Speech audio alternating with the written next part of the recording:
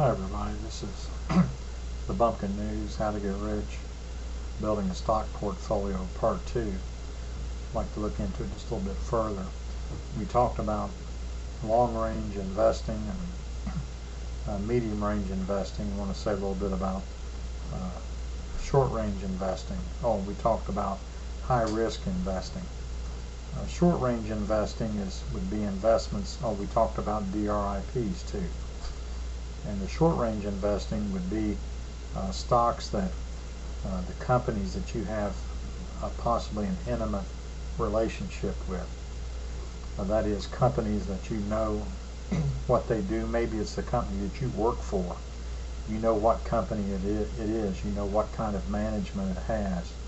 You've watched the stock performance maybe over a number of years, and you realize that the stock price is low and that you're able to buy some stock because you believe that, being a good solid company, that the stock price is going to go up in the near future, and you're going to sell it and you're going to make a profit.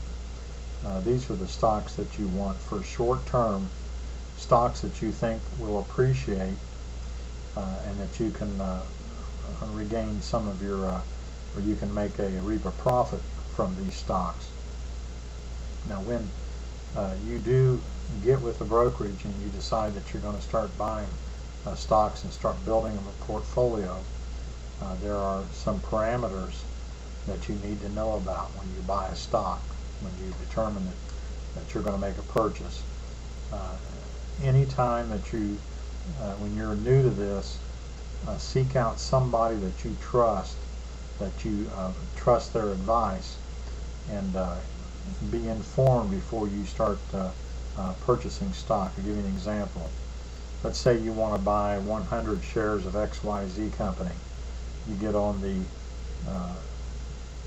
stock brokerage website and you say, I'm going to buy the stocks trading at let's say $3.27 a share, and you're going to try to buy 100 shares. So you say, I want to buy 100 shares at let's say $3.27 a share, and you misplace the decimal point. It may or it may not tell you that that's out of a proper parameter, and if it doesn't, you can be sure that somebody out there is going to sell you 100 shares of that stock for about $29 more than the market's paying for it. So you be extremely careful where your decimal points are. And then it'll ask you, what kind of trade do you want to execute? Do you want a all or none trade, or do you want to just trade what's available? And what this means is, if you put an order in for 100 shares of stock and there's one entity that wants to sell 25 shares, if you don't specify all or none, the brokerage will buy 25 shares for you and charge you a commission on those 25 shares, and then another entity wants to sell 10 shares. They will buy those 10, charge you another commission on those 10 shares, and so on until you've purchased 100 shares, possibly from 5 different entities, and paid 5 different commissions. If you specify all or none, that means that they will only buy a 100 share block of that particular security and charge you one commission fee, which on a trade like that would probably be $7, $10 instead of $50 or $60. The stock market, when you make these trades, they're assuming, and of course you are an adult, and it's a grown-up environment, and you need to know what you're doing. Also, when it asks you what kind of trade that it's going to be as far as price, you don't want the market price, because if you specify market price, they're going to execute a trade at whatever the market is at that particular point that stock's available. Let's say that you want that stock that's at $3.27, and you put your order in, and before it can trade later in the day, they finally find someone that wants to sell 100 shares of that stock, but during the day's trading, the price of that stock has skyrocketed up to $21 a share. Now guess what? You just bought 100 shares at $21, or you just spent $2,100 for a stock that you thought you were going to spend 30 some dollar or $300 for. So you have to be careful with those parameters. Again, seek out someone's advice for these things. And as I said before, with the economic condition that we're in the United States right now, I would put a low priority on the stock market, but it is something that needs to be a part of your overall economic plan. I think that, I'll give you an example. There's a, and this is a moderate length investment, or it could be a long-term investment. There's a telecommunications company in the northeastern United States. Their stock right now is trading for around $7.50 a share. And this stock for years has paid $1 per year per share.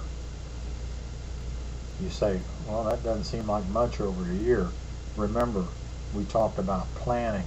We talked about organization. We talked about leaving as little to chance as possible. This is what it takes to amass wealth. It can't hope, and it can't feel good, and it can't be all these emotional things, but it has to be reasoned, and it has to be analytical. It has to be impersonal. An old saying in the stock market, as we mentioned in the earlier video, when everybody else is jumping out the windows, when everybody's panicking, yelling, sell, sell, sell, that should be the clarion call that you should be buying, because bargains abound when everybody's panicking. All these companies that are good, solid, well-managed companies, they're still just as good a company, even though their stock market plummets because of market psychological paranoia. So anyway, $1 a share dividend per year on a share of stock that costs $7.50. That is over 10% return on your money. You can't find that. You have a lot of companies, organizations, brokerages, and annuities, and you have all kinds of financial planners that and some charlatans mixed in with that will tell you that, well, Bernie Madoff is a good example. You know what happened there.